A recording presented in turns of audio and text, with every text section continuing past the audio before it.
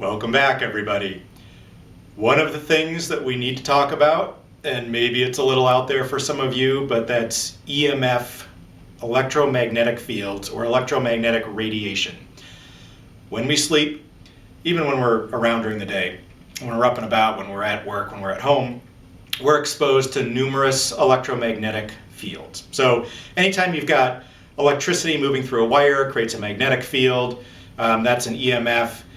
Also, our microwaves, of course, and our cell phones and the internet routers that we all use. So most of us have wireless internet routers at home.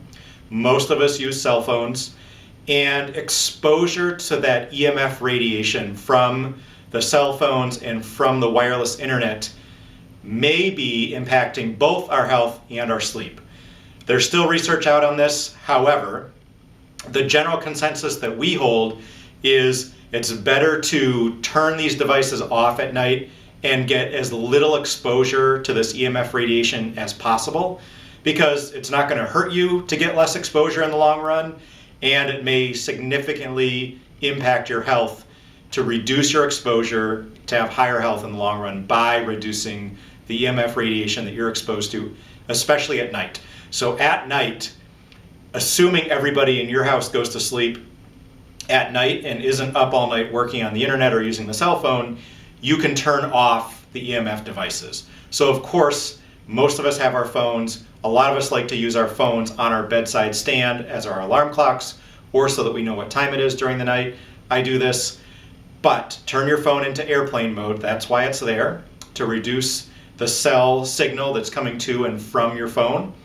That's the first thing that you always want to make sure that you do if you just don't keep your phone out of the bedroom completely. The next is turning off your internet router. This can be a huge pain in the ass for most of us. My internet router is down here in my basement. All of the bedrooms are upstairs. So at the end of the night, I'm upstairs, I'm getting ready for bed.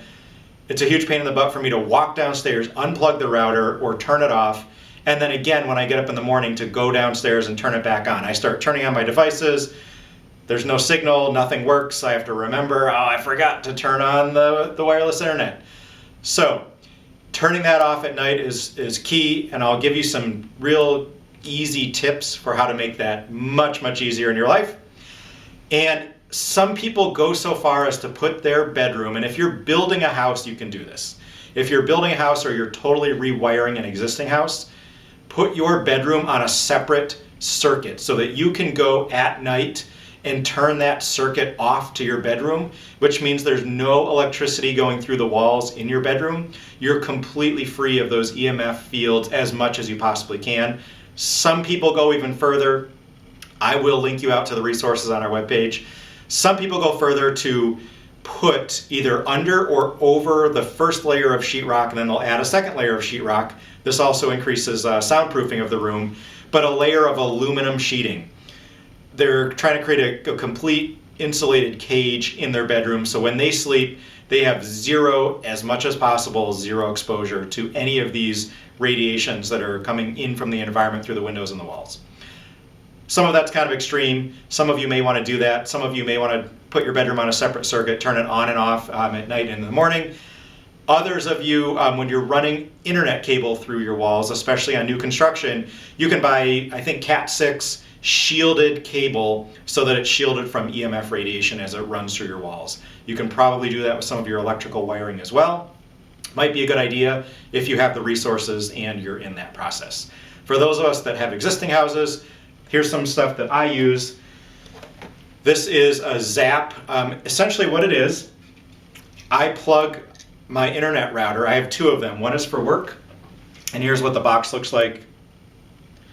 I bought this on Amazon. It wasn't very expensive. It came with 3 of these, and it came with 1 remote. So what happens is I plug this into the wall, and then I plug a light, an internet router, whatever I want into this. So I plug my 2 internet routers into one of these, and they're labeled. You can see maybe that this has a 3 on it. The others are 1 and 2. And then this remote has a 1, a 2, and a 3 with an on and an off button. So I put my internet routers into this, I put this into the wall. My internet routers are in the basement. I'm upstairs in the bedroom right before bed. I simply click off on two of these buttons to shut off my two routers. They completely turn off. I've never had an issue with them not turning off. So this actually has a pretty good distance. You don't have to be in the same room. Mine's in the basement bathroom. I can do this from the upstairs bedroom. And I will show you here in a second when we come back how I do this for this little light here. All right, welcome back. I have plugged this baby right here into the number 3 Zap outlet. Now I can simply just press the on button from anywhere in the house and it will turn this on. You could do this for any kind of a light, any kind of a device, but for the internet router, it makes a huge difference to keep this by my bedside so I can turn my internet router on and off and reduce exposure to EMF from that internet router, the wireless signal going throughout my house, especially since I have 2 of those.